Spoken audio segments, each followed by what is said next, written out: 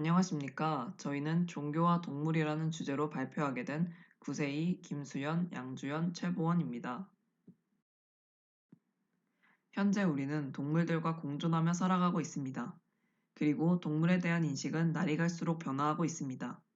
동물이 사람의 소유라는 의미가 담긴 애완동물이라는 단어 대신 사람과 함께 살아간다는 의미를 담은 반려동물로 바꾸어 부르는 등 동물에 대한 인식 변화는 호칭의 변화에서 알 수 있습니다. 하지만 동물에 대한 존중이 존재하는 현재와 달리 과거에 인간과 동물은 지배, 피지배 관계였습니다. 과거 동물을 지배하려는 사고방식이 만연했던 사회가 어떻게 현재에 와서는 동물과 공생하려는 사고를 보이게 되었을까요? 이러한 세태를 종교적 관점에서 시간의 흐름에 따라 통시적으로 분석해 보았습니다.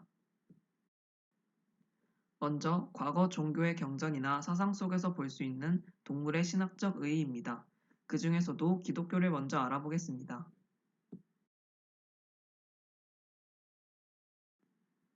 현대 기독교는 유대교와 그리스 사상의 결합으로 유대 전통은 구약 성서를 통해 인간이 세상의 지배권을 가졌다고 주장하고 고대 그리스의 철학자 아리스토텔레스는 구체적으로 이성적 존재인 인간이 다른 동물들을 지배하는 것은 당연하다고 주장하였습니다. 이 두 사상의 만남 이후 기독교는 동물을 인간 아래의 피지배자 생물로 존재들 간의 계층성을 정당화해왔습니다. 그 후 종교개혁을 지나면서 개인주의와 계몽주의적 이성은 근대 개체성에 근거한 인간주의를 더욱 공고하게 확립하게 하였습니다.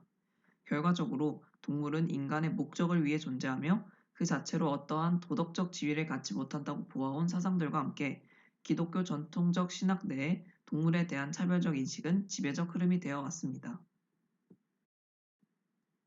성육신에 대한 전통적 교리의 배타적 이해도 동물에 대한 차별적 인식의 근거가 되었습니다.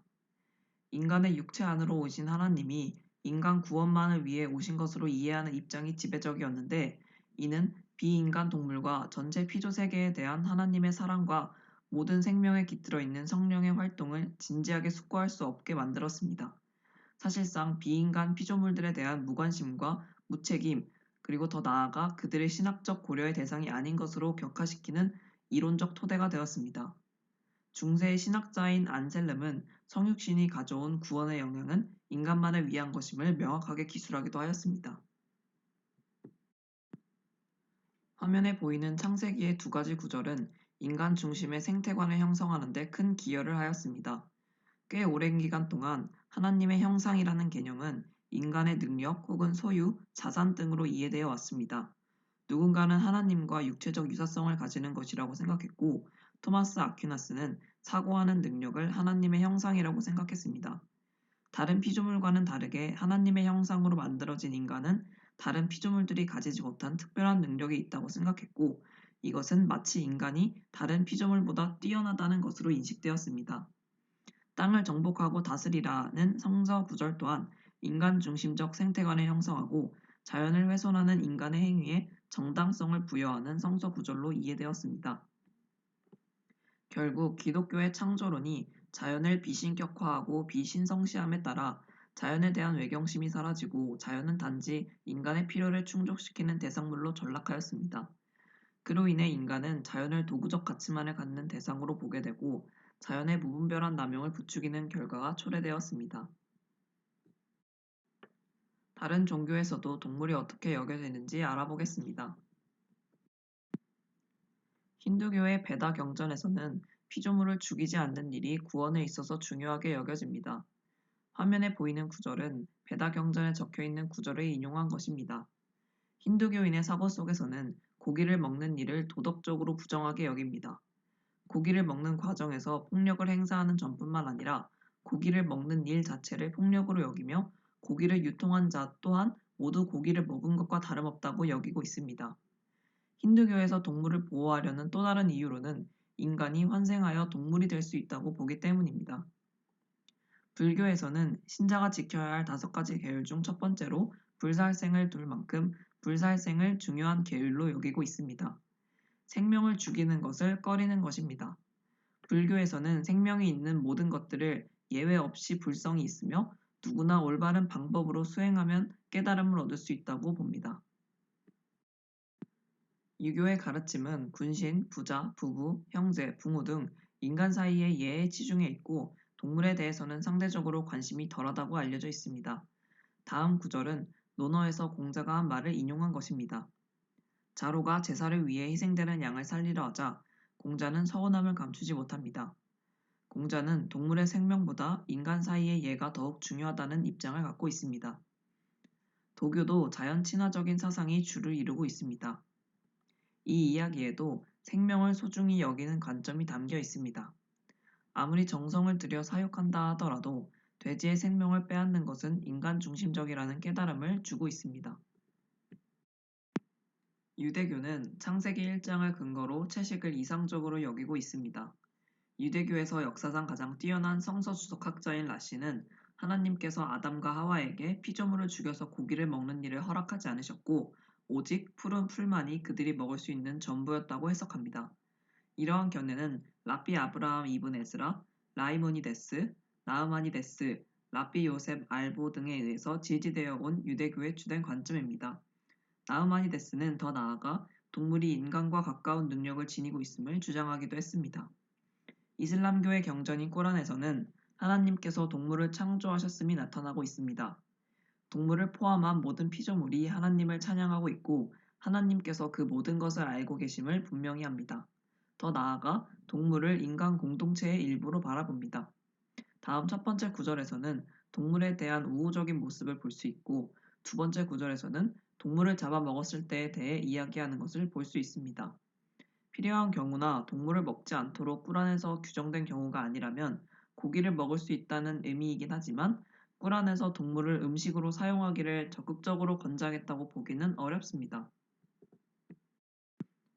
이렇듯 과거엔 동물을 존중하는 종교도 있었지만 동물을 지배한다는 입장에서만 바라보는 종교도 많았습니다. 이러한 지배와 피지배 관계에 있던 인간과 동물의 관계는 인간 중심주의의 관점에서 생각해 볼 수 있습니다. 인간 중심주의란 인간의 가치관과 경험 면에서 세상을 해석하거나 존중하는 것을 말합니다. 이를 주장했던 대표적인 사상가는 데카르트, 베이컨, 칸트 등이 있습니다. 먼저 데카르트는 프랑스의 철학자, 수학자, 과학자로 자연과 인간의 이분법적 세계관을 강조하였습니다. 인간의 정신을 물질로 환원할 수 없는 존엄한 것으로 본 반면 자연을 단순한 물질 또는 기계로 파악함으로써 도덕적 고려의 대상에서 제외하였습니다. 그 다음으로 베이컨은 자연을 인류의 복지를 위한 수단으로 보고 자연에 관한 지식의 활용을 강조하였고 인간의 힘은 자연을 관찰하고 분석하여 얻는 지식을 통해 생겨난다고 보았습니다. 칸트는 독일의 철학자로 이성적 존재만이 자율적으로 행동하는 도덕적 주체가 될 수 있다고 강조하였습니다. 그에 따라 인간의 도덕적 지위를 인정하는 반면 자연의 도덕적 지위를 부정하였습니다. 그렇다면 인간 중심주의 관점에서는 동물을 어떻게 바라보았을까요? 인간 중심주의의 패러다임은 인간 이외의 존재는 인간을 위해서 존재할 때만 그 의미와 가치가 있는 것으로 여기고 인간의 이익, 행복, 복리 증진만을 위하여 자연을 지배하는 것입니다. 그에 따라 자연의 일부인 동물 역시 마찬가지로 목적이 아닌 수단으로서만 받아들여지고 본래적 가치가 아닌 도구적 가치만을 인정받습니다. 이렇게 인간의 우월함에 기반한 차별적 인식에 의해 동물은 우리 공동체의 바깥에 있는 자, 고통받아도 괜찮은 집단으로 여겨지게 되었습니다. 현재는 다양한 종교들이 교리를 근거로 하여 동물권을 보호하여야 한다고 주장하고 있습니다. 원불교는 모든 생명체는 귀하기 때문에 동물도 함부로 죽이거나 괴롭혀서는 안 되며 인간의 생존에 없어서는 안 되므로 늘 감사하고 보은해야 할 존재로 여깁니다. 원불교 경전에 더 자세히 동물에 대해 가져야 할 태도를 알려주고 있습니다. 처처불상, 즉 모든 존재에 불성이 있으니 공경하는 마음으로 대하고 존중해야 한다는 뜻입니다. 사은은 우리가 존재하는 데 없어서는 살 수 없는 것인 네 가지의 은혜를 말하며 그중 동포은혜, 초목금수도 포함되어 있습니다. 원불교 계문 중 연구 없이 생명을 죽이지 말며라는 부분이 솔성요론에는 모든 사물을 대할 때 존중하는 마음을 갖고 탐심 없이 청정한 마음을 갖도록 하라고 적혀 있습니다. 불교에서는 존중받아야 할 생명이 인간에 국한되지 않고 개와 고양이 같은 반려동물은 물론 벌레 한 마리에 이르기까지 모든 존재는 마땅히 존중받을 권리가 있다고 합니다. 이는 모든 생명이 고통을 싫어하고 즐거움을 선호한다는 불교의 기본 전제에서 출발하며 산 생명을 죽이지 않는다는 불살생과 나와 다른 존재가 둘이 아니라는 자타불이는 다른 존재의 고통을 이해하고 평안하게 해주려고 합니다. 대승불교 문헌인 법망경, 능엄경, 능가경 등에서 살생과 육식은 돌이킬 수 없는 악업을 낳아 윤회를 벗어나게 할 수 없게 하는 족쇄가 된다고 설하고 있으며 특히 임능가경에서는 육식은 자비종제를 끊는 일이라고 경고하고 있습니다. 기독교에서는 창세기에서 식물과 동물의 창조를 체계적으로 언급하고 있으며 식물과 동물과 인간이 땅과 물과 조화를 이루며 사는 생태계로 파악하고 있습니다. 창세기 1장 29절부터 30절을 통해 동물은 인간의 먹을거리로 지어진 존재가 아니라 인간과 동등한 피조물로 지어졌다는 것을 알 수 있습니다. 이사야 65장 17절부터 25절의 내용을 통해 동물도 하나님의 구원의 대상이며 그들은 인간과 동등하게 독자적인 생명의 권리를 갖고 있음을 역설하고 있습니다. 창세기 9장 8절에는 성서의 하나님이 홍수 이후에 인간과 동물 앞에서 새로운 생명의 언약을 맺으십니다.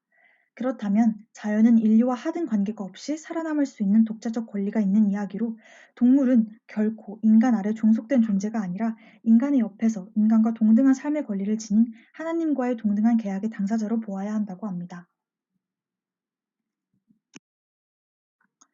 과거 종교는 인간 중심적인 사고를 통해 동물을 아래 것으로 보는 것을 당연하게 여겼는데 현대의 종교는 교리를 기반으로 동물을 우리와 동등한 존재로 보며 동물권을 보호해야 한다고 주장합니다.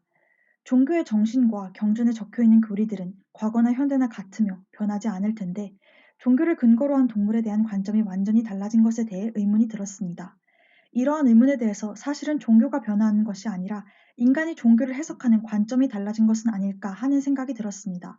따라서 이에 대한 의문을 해결하기 위해 종교를 기반으로 한 동물에 대한 해석 관점 변화의 쟁점과 예시를 다양한 종교에서 찾아보았습니다. 먼저 동물에 대한 해석 관점이 다양할 수 있는 부분에 대해 발표하겠습니다. 원불교의 계문 중 연고 없이 생명을 죽이지 말며가 있습니다.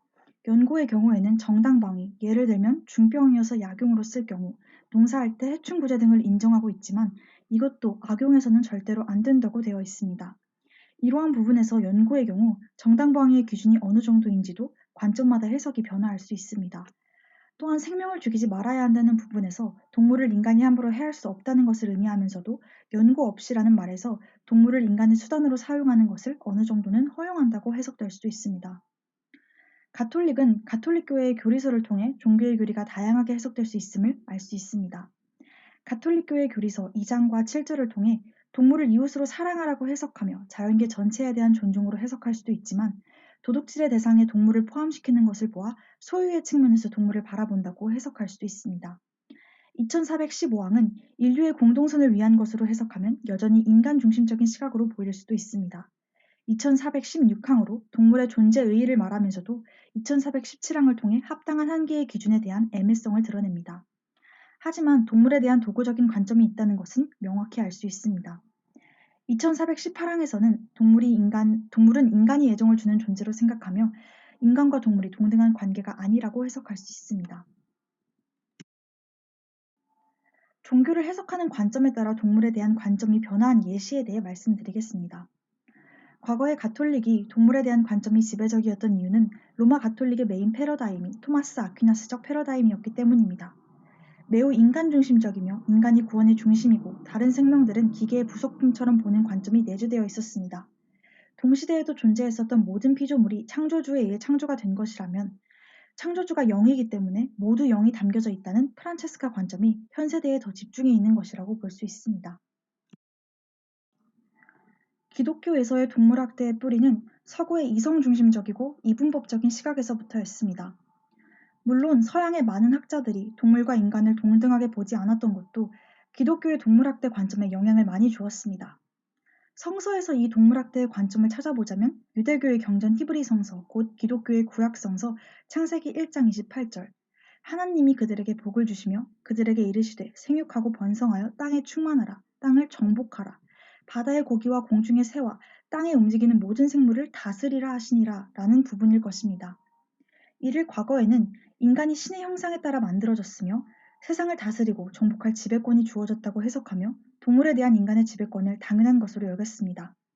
이에 대해 동물은 정신과 이성을 소유하지 않았고 인간의 목적으로 존재하며 어떤 도덕적 지위도 갖지 못한다고 주장하였습니다. 하지만 현대 해석은 창세기 1장 28절의 모든 생물을 다스리라는 하나님의 문화 명령으로 알려진 구절을 창세기 9장에 나오는 하나님의 두 번째 명령과 비교하며 두 번째 창조 이야기에서 하나님은 더 이상 인간들에게 땅을 정복하라거나 땅에서 움직이는 모든 생물을 다스리라는 명령을 내리고 있지 않으므로 그 문화 명령을 철회하고 계신 것이라고 해석합니다. 따라서 그 문화 명령은 더 이상 유효하거나 적법하지 않다고 주장하며 생명의 창세기 9장에서 생명의 언약을 모든 생물과 맺고 있는지를 강조했다고 말합니다. 그리고 정복하고 모든 생물을 다스리라는 말은 지구를 착취하고 통제하라는 뜻이 아닌 노동하고 섬기고 보호하고 돌보라는 뜻으로 이해하는 것이 더 적합하다고 주장합니다. 또한 인간이건 동물이건 생물이건 아버지는 한 분인데 곧 하나님이며 모두 한 어머니인 물질로부터 나왔으므로 하나님의 창조 세계에서 동물과 인간은 친척 관계라고 해석합니다. 과거 인간 중심주의라는 교리를 가지고 있던 기독교는 기독교의 구원자가 오직 인간만을 위해서 죽었다고 주장합니다. 하지만 현대에서는 예수 그리스도의 보편적 사랑의 정신에는 경계가 없으며 진정한 사랑은 모든 생명을 포용한다고 합니다. 예수 그리스도의 십자가가 인간에게 생명을 주는 구원이었을 뿐만 아니라 구약 제사에 의해 희생되어 왔던 동물의 기나긴 고통을 그치게 한 사건이라고도 합니다. 따라서 현대 기독교 신학은 절대 인간 중심주의가 아니라 하나님 중심주의임을 말합니다. 현재 동물을 대하는 사람들의 태도는 어떨까요? 반려동물 양육인 1400만 시대라고 하죠. 그만큼 사람들의 동물에 대한 생각도 지배에서 봉준으로 바뀌었습니다. 먼저 과거에서 현재로 시간이 흐르며 변화한 사람들의 인식을 사례를 통해 살펴보도록 하겠습니다. 첫 번째 변화는 동물 실험에 대한 태도 변화로 볼 수 있습니다. 원래는 동물을 통해 안전성을 검증하는 것에 별 거부감을 느끼지 않았던 사람들이 동물 실험 완화와 반대의 목소리를 높이고 있습니다. 현실적으로 바로 동물 실험을 없애버리기는 힘들기에 우리나라는 동물실험윤리위원회 제도를 도입했습니다. 동물 실험 기관의 자율적인 내부 통제와 사회적 감시를 제도화하여 무분별한 동물 실험을 억제하고 실험 동물을 윤리적으로 취급하기 위한 목적으로 만들어진 이 위원회는 동물 실험을 수반하는 연구를 심사, 승인하고 관련 시설 장비를 점검하는 등의 역할을 수행합니다. 또 실험 동물의 윤리적 사용을 위한 인프라 구축을 위해 힘쓰고 있습니다. 동물의 윤리적 사용 가이드라인을 제정 및 보급하고 Replace, Reduction, Refinement라는 동물 실험 3R 원칙을 확산시키고 있습니다. 동물 실험을 아예 없애야 한다는 반대의 움직임도 있습니다. 2013년부터 EU-연합은 화장품 동물 실험 금지법을 시행해왔고 우리나라는 2017년부터 이를 시행하고 있습니다. 동물 실험 반대 정책 촉구 시위도 이루어지고 있습니다. 아시는 분들은 아시겠지만 4월 24일은 1979년 영국 생체해부반대협회가 제안하여 유엔이 지정한 실험동물의 날입니다. 이날엔 동물실험 반대 시위를 비롯하여 실험동물의 복지를 위한 많은 운동을 볼 수 있습니다. 올해엔 랄프를 구해줘라는 전시회가 열리기도 했습니다. 또 2012년부터 동물 실험을 대체하는 최고의 분야를 가려내 수상하는 러시 프라이즈 시상식도 열리고 있습니다. 반려동물 입양에 대한 사람들의 인식도 변화하고 있습니다. 이전에는 펫샵이나 마트에서 애완동물을 사는 게 당연했다면 이제는 펫샵 소비를 비판하고 있는데 그 이유는 펫샵에서 파는 강아지, 고양이들을 사는 것은 강아지 공장의 비윤리적인 행태를 키우는 것 같기 때문입니다.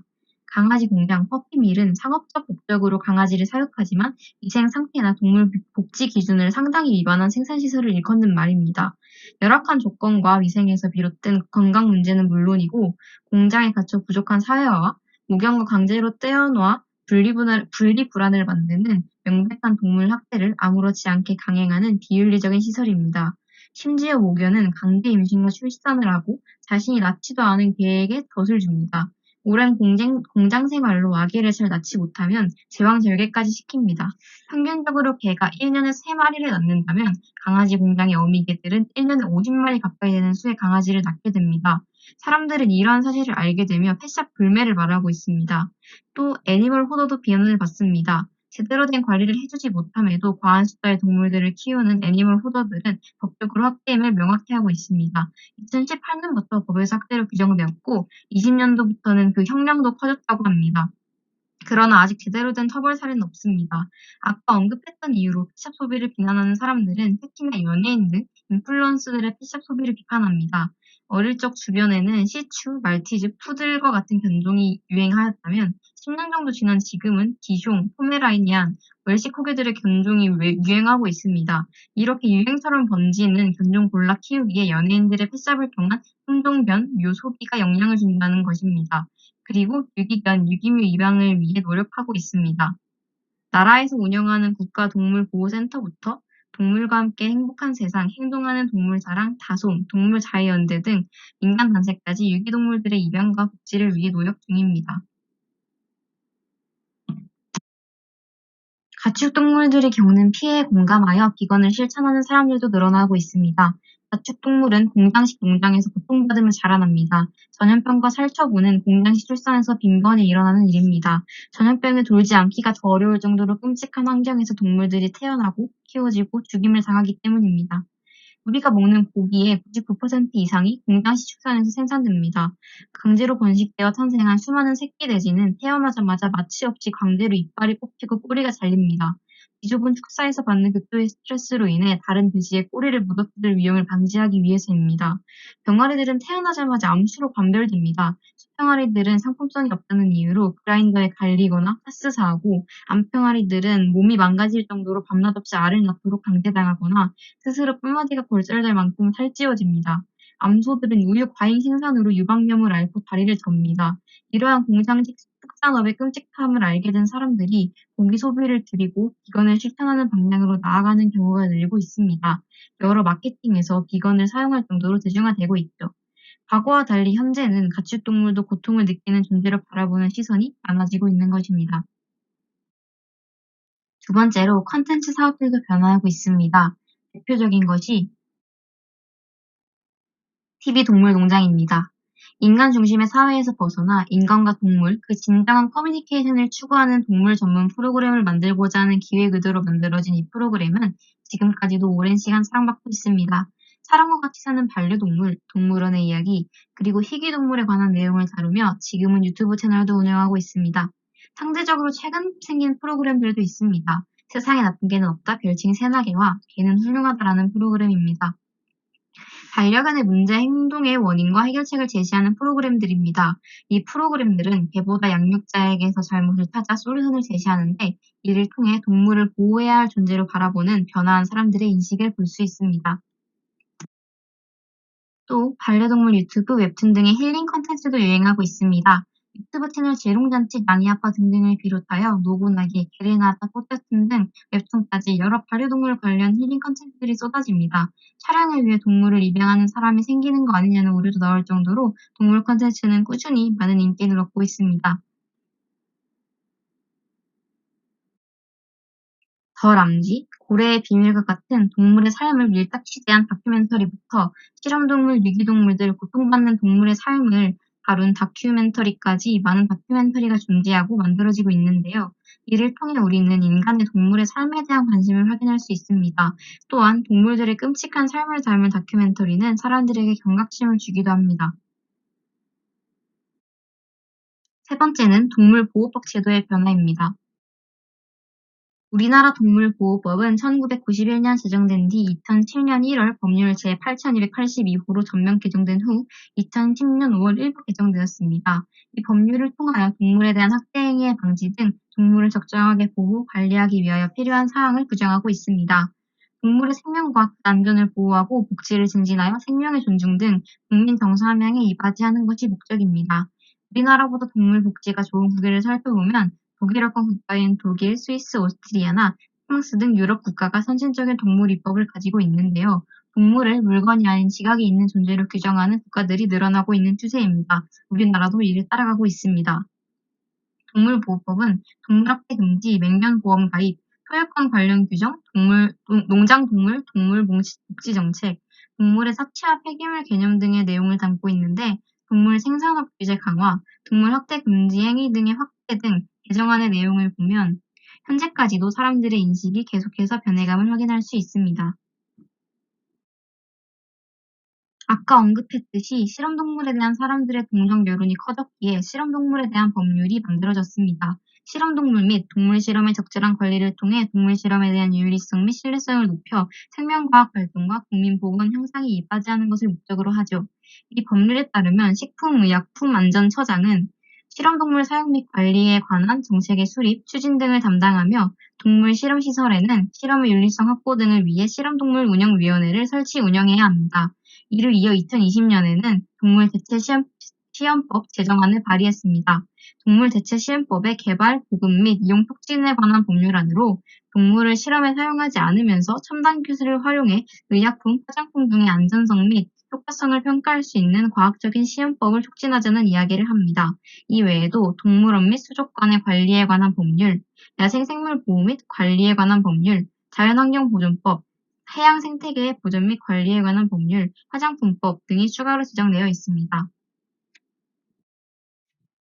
마지막으로 현대에는 과거와 달리 동물 중심주의 학자들이 있습니다. 대표적으로 피터 싱어와 톰 레건을 들 수 있습니다. 동물해방운동은 다른 어떤 해방운동보다도 인간 편에 훨씬 큰 이타적인 태도를 요구한다. 동물들은 스스로가 해방을 요구할 능력이 없다. 또한 그들은 자신들의 조건에 항의하는 투표, 시위 또는 거부운동을 벌일 수도 없다. 인간에게는 이 행성이 더 이상 생명체들이 살아갈 수 없는 장소가 될 때까지 혹은 영원히 계속해서 다른 종들을 억압할 수 있는 힘이 있다. 피터 싱어의 저서인 동물해방의 구절입니다. 이처럼 피터 싱어는 동물은 스스로 해방을 요구할 권리가 없기에 인간들에게 이용당할 뿐 그들을 마음대로 할 수 있는 권리가 인간에게 있는 것은 아니라는 주장을 가지고 있는데요. 최고감수 능력을 지닌 존재는 도덕적 지위를 지니며 따라서 이들의 이익관심은 동등하게 고려되어야 한다는 것이 그의 대표적인 주장입니다. 같은 이유로 그는 공장식 동물 사육과 동물에게 과도한 고통을 가하는 동물 실험에 반대합니다. 톰 레건은 미국의 학자로 그 역시 동물중심주의인데요. 지각, 기억, 믿음, 감정 등을 가진 동물도 삶의 주체로서 존중받아야 할 도덕적 권리와 내재적 가치가 있기에 동물을 인간을 위한 수단으로만 대우하는 것은 옳지 않다고 주장합니다. 이렇게 과거 학자와 현재 학자의 달라진 주장만을 보아도 우리 사회에서 동물이 공생의 존재가 되었음을 확인할 수 있습니다. 미래의 우리와 동물은 어떻게 살아가야 할까요? 이를 포스트휴머니즘 관점에서 알아보도록 하겠습니다. 먼저 포스트휴먼 사회의 개념에 대해 알아보겠습니다. 포스트휴먼 사회란 포스트휴먼과 사회를 합친 말입니다. 여기서 포스트휴먼이란 인간의 정신적, 신체적 한계를 뛰어넘는 존재로서 사이보그, 로봇, 개량인간 등을 포함하는 포괄적인 개념이며 포스트휴먼 사회란 휴먼과 포스트휴먼이 공존하는 사회입니다. 포스트휴먼 사회에서는 인간, 비인간, 동물 이 세 가지의 관계를 연구하는 데에 중점을 두는데요. 이것을 출발점으로 포스트휴머니즘이 시작되었습니다. 포스트휴머니즘이란 근대 사회의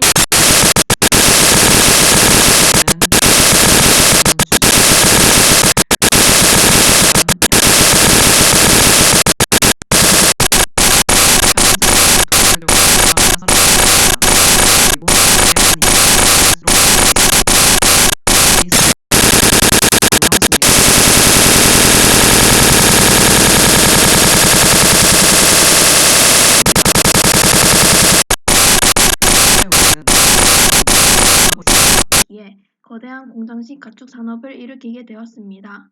이는 감염이 널리 퍼지고 병원체가 새로운 형태로 진화할 수 있는 무한한 가능성을 열었습니다. 그에 따라 생명을 위협하는 질병과 감염증의 확산을 막기 위해 생명 구성원에 대한 이해의 전환과 그를 기초로 한 제도적 재구성이 요구되었습니다. 이렇듯 포스트휴머니즘은 인간과 동물에 관한 근대적 이해 방식을 비판적으로 바라보며 인간과 동물의 지배 피지배 관계를 넘어 동물을 대하는 인간의 성숙한 이해 가능성을 새롭게 탐색합니다.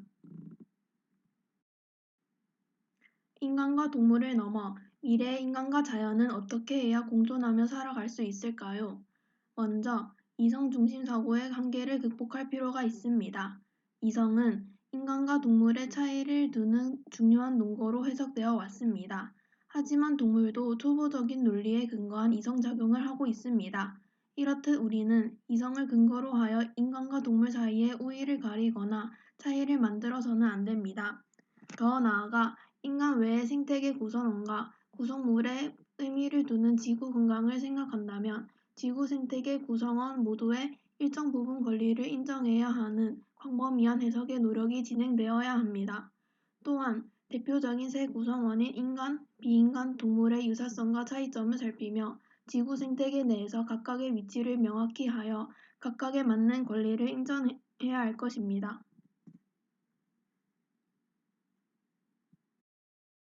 종교를 통해 동물에 대한 인식 변화를 통시적으로 바라보면서 종교적 해석과 관점이 매우 중요하다는 것을 알 수 있었고, 앞으로의 변화할 관점에 대해서도 예측해 볼 수 있었습니다. 모든 피조물은 하나님과의 관계에 있어 나름의 공유적 가치를 가지며, 따라서 모든 살아있는 존재의 권리는 하나님의 가치 부여하심에 근거한 권리, 곧 신적 권리를 가진다고 생각합니다. 동물에 대한 학대는 바로 이 권리에 대한 침해입니다. 인간과 동물, 더 나아가 생명 생태계 사이의 위계적 이원론에서 벗어나 생명 존중의 삶을 살아야 할 것입니다. 지금까지 발표를 들어주셔서 감사합니다.